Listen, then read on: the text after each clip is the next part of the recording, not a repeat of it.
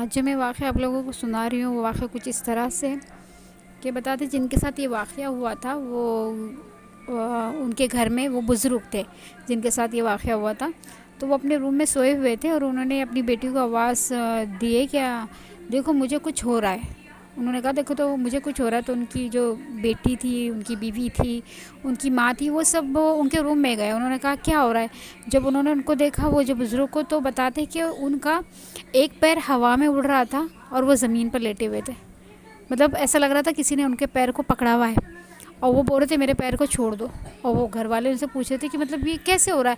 اور وہ گھر والے بولتے کون ہے جو آپ کا پیر پکڑا. تو بس وہ اتنا بولے جا رہے تھے اس کو جو ان کو نظر آ رہا تھا کہ میرے پیر کو تم چھوڑ دو.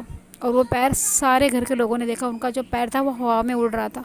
مطلب کوئی پکڑا ہوا نہیں تھا مگر وہ پیر ایسا اوپر تھا.